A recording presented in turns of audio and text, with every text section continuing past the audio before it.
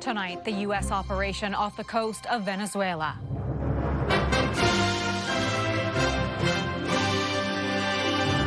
A second oil tanker stopped in international waters. We had a lot of oil there. They threw our companies out, and we want it back. What it could mean in an escalating showdown between the U.S. and Venezuela. Bundle up, or you might catch a cold. In the colder temperatures, your immune system tends to be a little bit impaired. What researchers are learning about the link between winter weather and your vulnerability to getting sick. And shopping local this holiday season. We found ourselves trying to do a little more local. The market shift, giving Canadian-made a whole new meaning.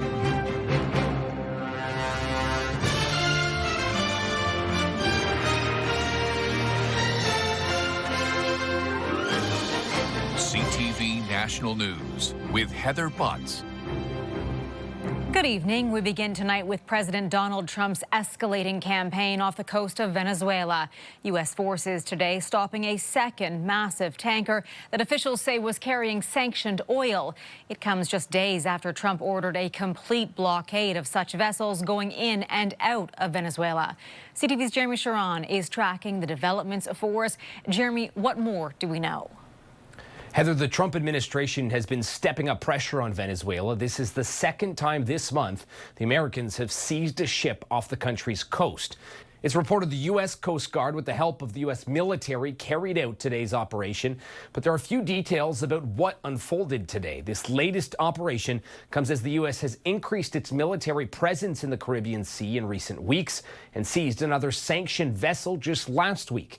U.S. President Donald Trump has accused Venezuelan President Nicolas Maduro of leading a designated terrorist organization, which Maduro denies. Trump ordered a blockade of sanctioned vessels traveling in and out of the region. The U.S. administration has suggested Washington should have claim to Venezuelan oil. Getting land, oil rights, whatever we had, they took it away because we had a president that maybe wasn't watching. But they're not going to do that. We want it back. They took our oil rights. We had a lot of oil there. As you know, they threw our companies out, and we want it back. Now, there could be an impact for Canada here, too. There are warnings that Trump's interest in Venezuelan oil could negatively impact producers here who export the same type of heavy crude. Heather? Jeremy, thank you. To more developing news tonight out of the U.S. and the disappearance of more than a dozen documents tied to Jeffrey Epstein from the Department of Justice website. At least 16 files, which were available Friday as part of the release of thousands of Epstein documents, have since been deleted from the DOJ website. They include a photo of Donald Trump with Epstein and his accomplice, Ghislaine Maxwell. The Department of Justice has yet to comment on why the files were removed. It took nearly 24 hours, but a tense standoff between police and a man barricaded inside an Ontario home finally came to an end early this morning. Officers were called to a neighborhood in Welland, Ontario, Friday morning to deal with a bylaw issue and were quickly targeted by gunfire. One officer was hit, receiving minor injuries. That led to a long standoff with the suspect barricaded inside the home. He was eventually arrested. A 59-year-old man is now facing a charge of attempted murder. We've all heard the old adage, bundle up or you'll catch a cold. Turns out there might be some truth to that. New research suggests the warning is rooted in real science. CTV's Kathy Lee on the findings you'll want to hear to protect yourself as cold and flu season rages on. As winter sets in and breath turns to fog, the sniffles return and coughs linger. Do you believe the cold air contributes to people catching a cold? Definitely, especially in Alberta. If you're not dressed properly, and it just makes sense. While cold weather doesn't directly cause a cold, a new joint Canadian-Australian study shows it can make you more likely to catch one. In the colder temperatures, your immune system tends to be a little bit impaired. So already you're sort of at a disadvantage to viruses in the cold. The study also revealed that the frigid air allows for germs to enter the body easier through two different ways.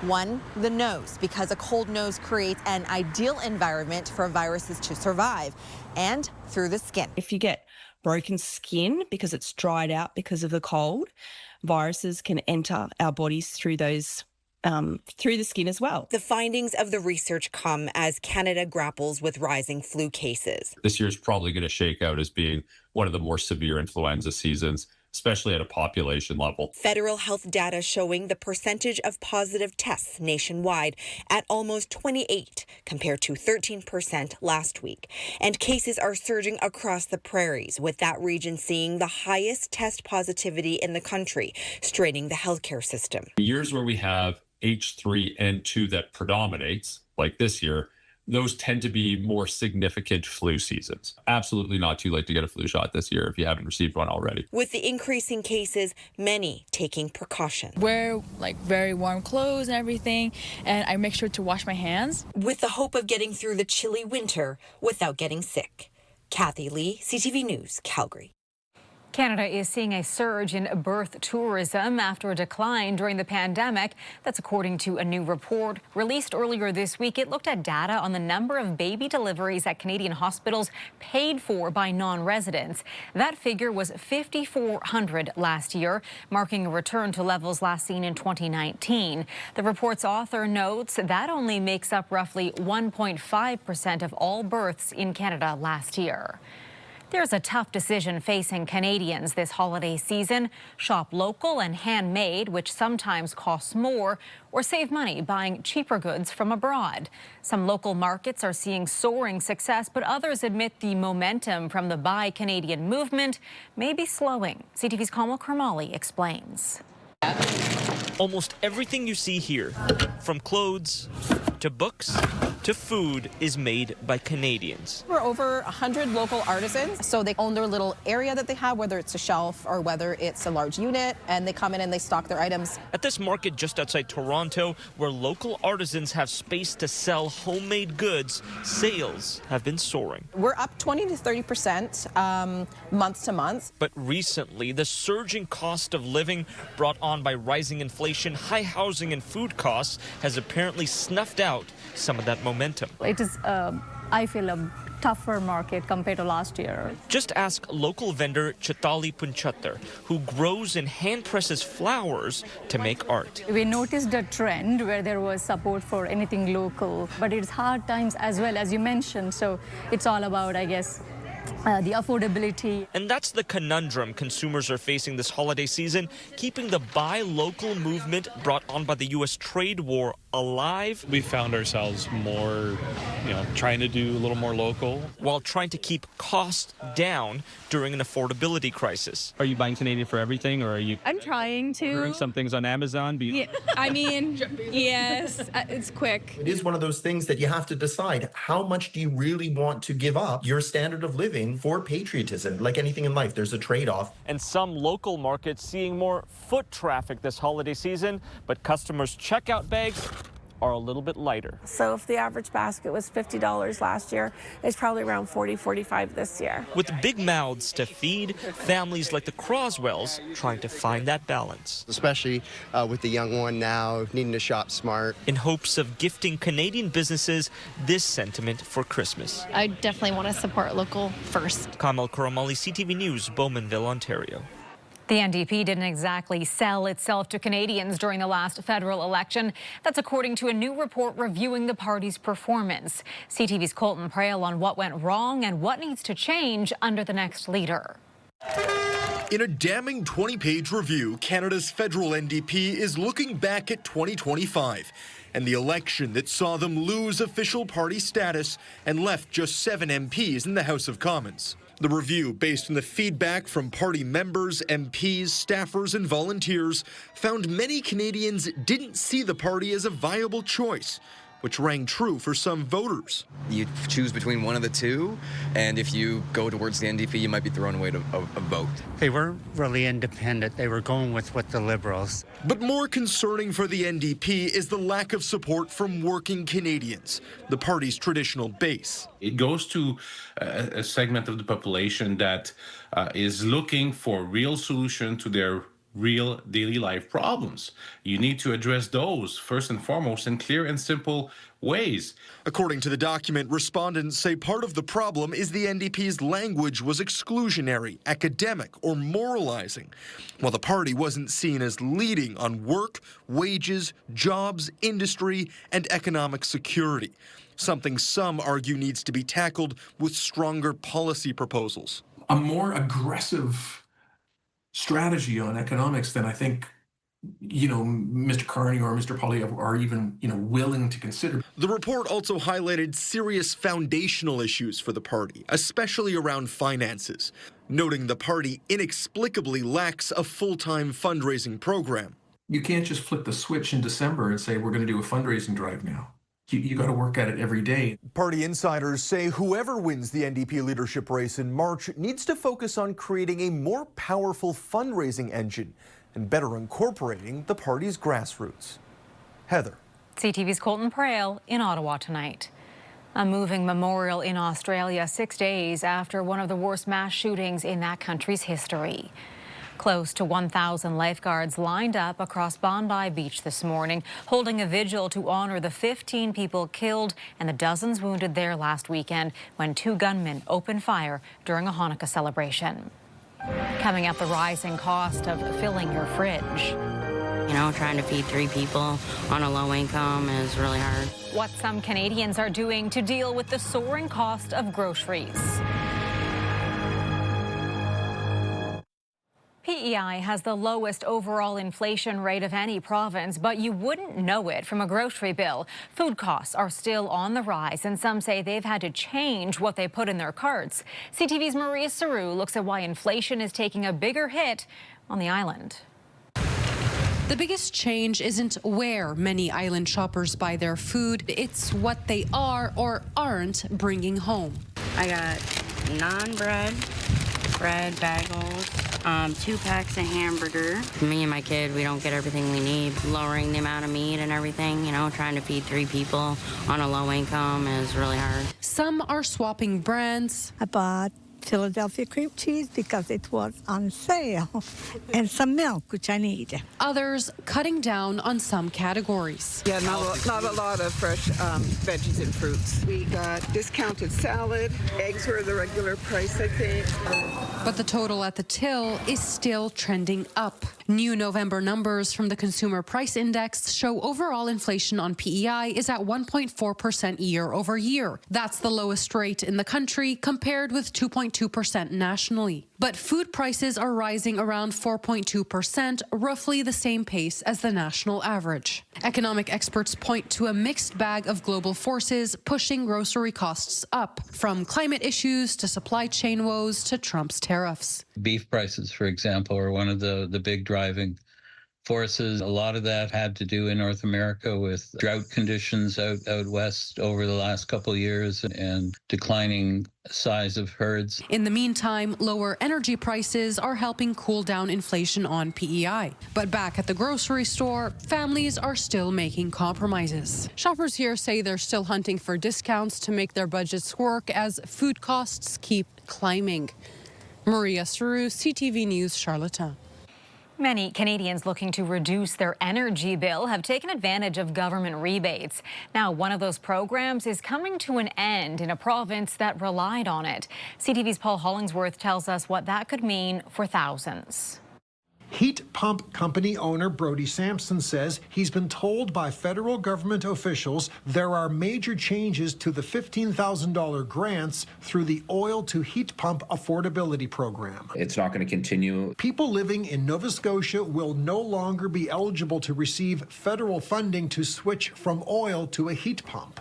The oil to heat pump affordability program will remain in place in the other 3 Atlantic provinces, BC, Ontario, Manitoba, and the Yukon. In this part of the country, more than 9,000 homes previously received heat pump rebates. Nova Scotia ranks as the second highest province in terms of energy poverty. In a statement, Natural Resources Canada confirmed with CTV News, due to high demand and successful dissemination of funding in Nova Scotia, program funding will be fully committed in the province in 2026. While the heat pump program from the federal government is winding down, provincial funding will remain in place here in Nova Scotia. Low-income households still get free energy upgrades, including heat pumps.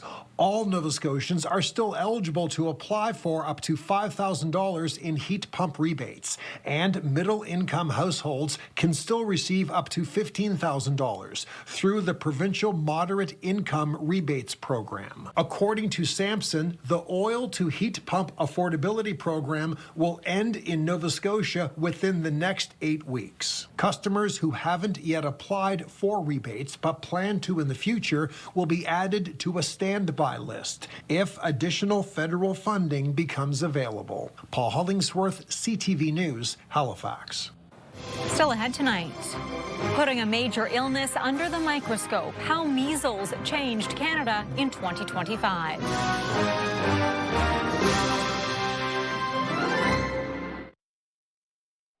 Canada lost its measles elimination status earlier this year after nearly 3 decades due to its failure to curb a year-long outbreak. CTV's Adrian Gabriel looks back at one of the top stories of 2025 and the trend that has health professionals very alarmed. Infecting everyone from newborns to seniors, 2025 has marked a measles resurgence in Canada. Well, it was by far the worst year of measles in Canada since elimination in 1998. Public health officials say Canada's measles outbreak began on October 27, 2024, when an international traveler attended a wedding in New Brunswick. Guests at that wedding then went home to southwestern Ontario, beginning the country's first locally transmitted outbreak, which spread at an alarming rate among that region's close-knit Mennonite community, where vaccine rates are below the national average. That's where the epicenter of this outbreak occurred. And there are communities throughout the country that also are unvaccinated. That led to a dire domino of provincial health agencies declaring outbreaks this year from coast to coast. More than 5,300 measles cases have been reported so far in the country in 2025. The virus's tentacles stretching from Nova Scotia to British Columbia, with the largest clusters found in Alberta and Ontario. I just kept on thinking it was the worst flu bug I had ever had in my life. In May, 55-year-old Michelle Knorr sat down with CTV News, just days after being released from hospital, where the measles virus nearly ended her life. What began as flu-like symptoms developed into a rash all over her body. It felt like I was on fire. Taken by ambulance from her home in Kindersley, Saskatchewan, to a hospital in Saskatoon, 2 hours away, she was isolated and treated for sepsis, high blood pressure, and hepatitis, all a result of contracting measles that left her body ravaged. You can see the remnants of where it was. The highly contagious disease has also left a tragic mark on multiple Canadian families. In October, a premature baby died from complications due to measles in Alberta. Another infant born prematurely with the virus in southwestern Ontario passed away in June. Pregnant women shouldn't be getting this infection because they should be immune through vaccination. And little kids and newborns should not be getting this infection because there should be high enough rates of vaccination in a community. In November, Canada lost its measles elimination status after nearly 3 decades due to the large multi-jurisdictional outbreak of measles. She has a blister on the top of her mouth that hasn't gone away, and her whole back is covered in hives. CTV News spoke to Michelle Sire in the fall. Her daughter was diagnosed with measles in October after delaying her initial vaccination. Make sure you do your vaccinations. That's my biggest concern, because if I was a little late with hers, and I think that if I would have got it on time, then maybe she wouldn't have got it. Measles infects the respiratory tract and then spreads throughout the body. A rash and high fever are the most common symptoms. In rare cases, it can lead to death. Pregnant women, people with weakened immune systems, and children under 5 are at the highest risk for measles infections. In September, a newly appointed federal advisory panel stateside, installed by U.S. Secretary of Health Robert F. Kennedy Jr., passed a vote recommending that children under 4 no longer receive an all-in-one vaccine for measles, mumps, rubella, and chickenpox. North of the border, some doctors are worried that decision could lead to more vaccine hesitancy. Shaming and blaming is not a public health strategy. And there's a lot of listening and answering questions and taking concerns seriously while lowering barriers. And if strategies like that are taken, I think we can make some significant gains in our vaccine rates in these under-vaccinated pockets and communities, and we can prevent these outbreaks from happening. Often referred to as the canary in the coal mine, the spike in measles cases is seen as the first sign of a significant regression in hard-fought public health gains that were made over the last several decades. Some doctors are concerned for what this could mean for the year and years ahead. Adrian Gabriel, CTV News, Toronto. Still ahead, how volunteers are connecting with veterans to brighten the holiday season.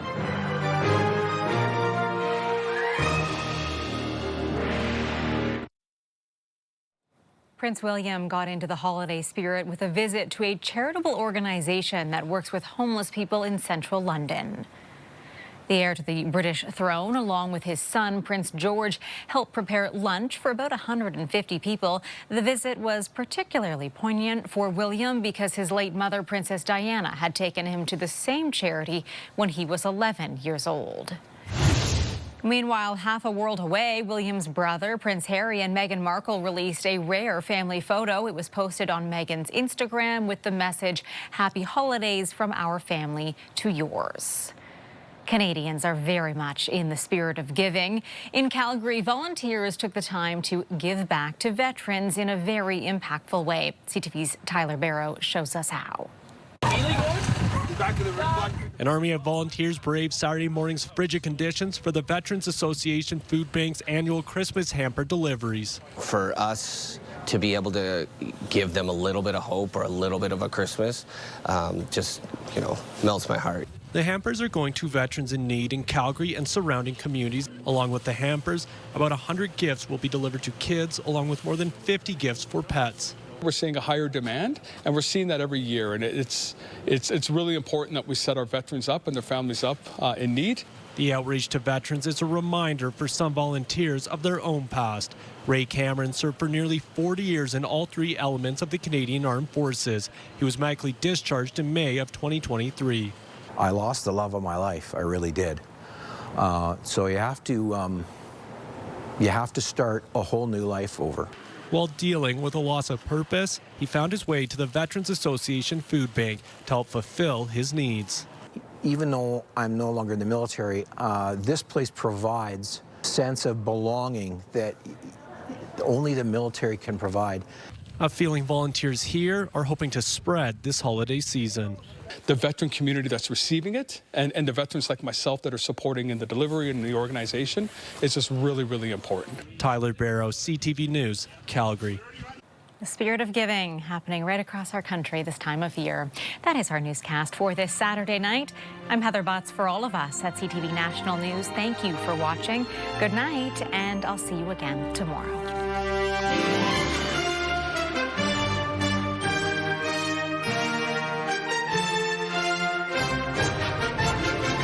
CTV National News, Canada's #1 newscast.